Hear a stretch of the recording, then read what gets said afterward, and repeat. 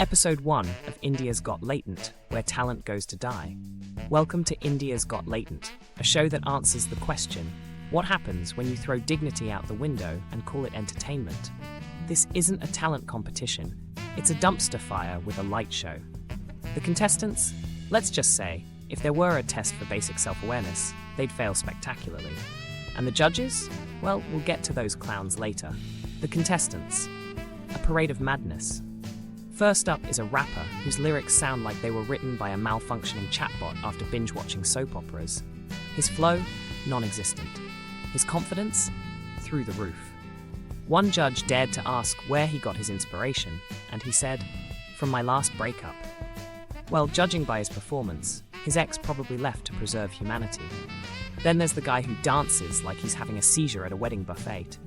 Halfway through, he throws his shirt into the crowd, only to realize no one wants it. The camera cuts to a judge who looks like she's mentally drafting her resignation letter. Meanwhile, another contestant claims to be a magician, but his biggest trick is making the audience disappear to the restroom.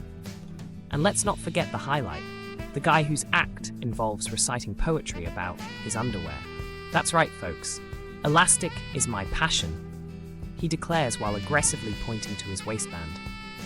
The judges are now visibly uncomfortable, with one awkwardly adjusting his chair like he's afraid he'll catch whatever this guy has. The judges, icons of dysfunction. Now, on to the judges, who are clearly regretting every decision that led them here. Judge number 1 is the so-called music expert, but after tonight, it's clear his qualifications include Googling rhythm last night. He nods along to performances like he's doing his best impression of a bobblehead in traffic. When a contestant tries to serenade him, he visibly cringes and mumbles something about needing therapy.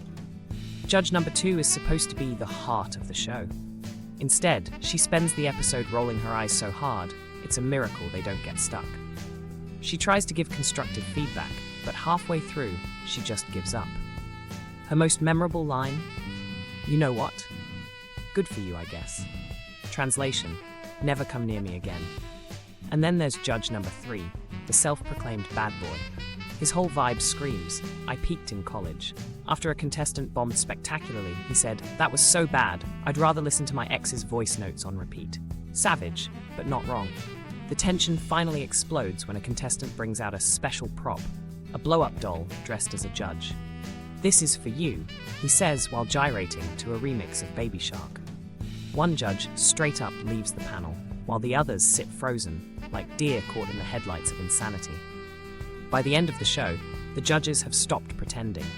One of them literally facepalms after every act, while another gets caught scrolling Tinder under the table. "This show is a talent graveyard," he mutters, as yet another contestant tries to twerk their way to glory and fails. The grand finale is a group performance featuring contestants from earlier acts. It's as chaotic as it sounds. A rapper trips over his own mic cable, the underwear poet recites a sonnet about boxers versus briefs, and the magician accidentally sets his own pants on fire. The judges? They're just drinking straight from the bottle at this point. In the end, one judge gives a contestant a perfect score, not because they deserve it, but because, "I just want to go home." The host tries to hype up the winners, but the audience is already halfway to the exit, muttering, "What did I just witness?"